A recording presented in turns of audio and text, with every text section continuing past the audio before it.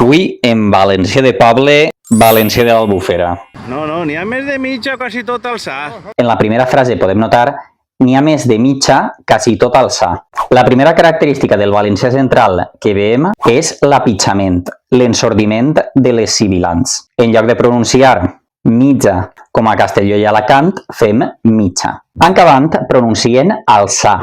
Així s'estan mitjant una D intervocàlica, que és majoritària en tot el valencià en les paraules que acaben en ada, ades. Alçada, alçar. Ahí lo que tú no ves en l'àvia són dos dits. Ahí lo que tu no veus en l'àuia són dos dits. Així podem veure una metatesi, és a dir, una inversió d'això ja en parli, aigua, àuia, i en alguns pobles, àuia. Mira com regolfa. En Cabant utilitzen regolfar. Mira com regolfa l'àuia. Retrocedir i formar un remolí, un fluid en moviment, al topar en un obstacle. L'aigua darrere de lo que és. Tenim una altra volta, una altra metatesi. Darrere, radere, i s'han menjat la d'intervocàlica, raere. És com pronunciem en valencià central. I d'això ja en parli un altre viatge.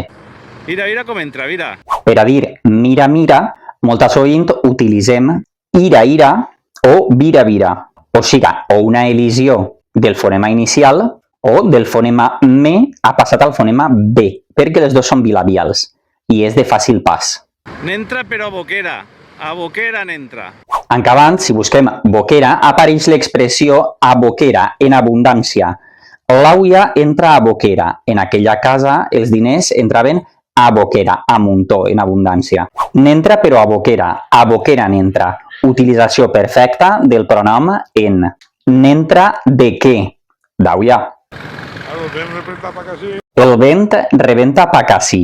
Tornem a tindre una altra metatesi. D'estat també en parli.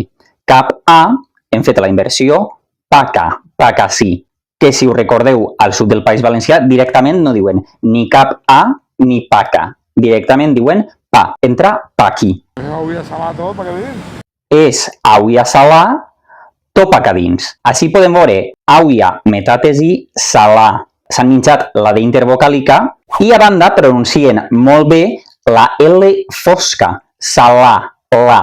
L'alelilolu. Si pareu atenció, les L's que fan són les de Mauela, perquè en valencià és l'alelilolu.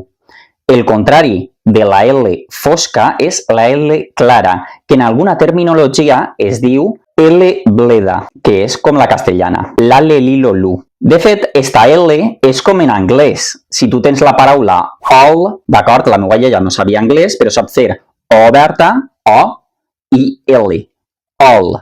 Per tant, tindrà una pronunciació perfecta en anglès. Gràcies a què? Al valencià.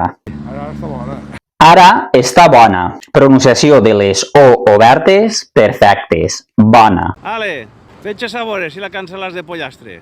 I per últim, veig sabore si la cancel·la és de pollastre.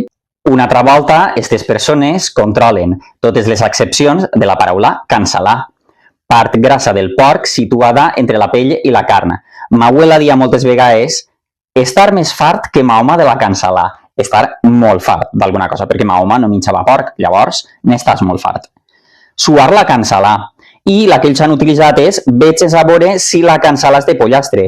S'usa per a ponderar un fet molt greu, extraordinari o sorprenent. Este vídeo me l'ha passat un valencià que estava inquiet perquè això potser podria transformar-se en els piscaors de cullera 2.0, no? En un mem, i pot estar divertit, pot estar graciós, però moltes vegades tendim a dir que les persones que si no parlen bé valencià perquè és de poble o no sé què, quan aquestes persones tenen una prosòdia impecable, o sigui, una tonaeta molt bona, i és que a més, obertes, pronoms, frases fetes, pronunciació, o sigui, tot. Evidentment, no sonoritzen, igual que jo, d'acord? Jo dic casa, cosa, perquè al valencià central no sonoritzem, perquè hi ha un percentatge més elevat de repoblació aragonesa que al nord i al sud, on sí que fan la diferència entre S sorda i S sonora. Llavors, està bé que siga un vídeo divertit, que siga un mem, que jiji jaja, tot això, però no està bé que rebaixem les persones per pensar que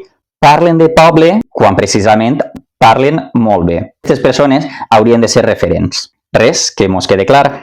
Au, cacau.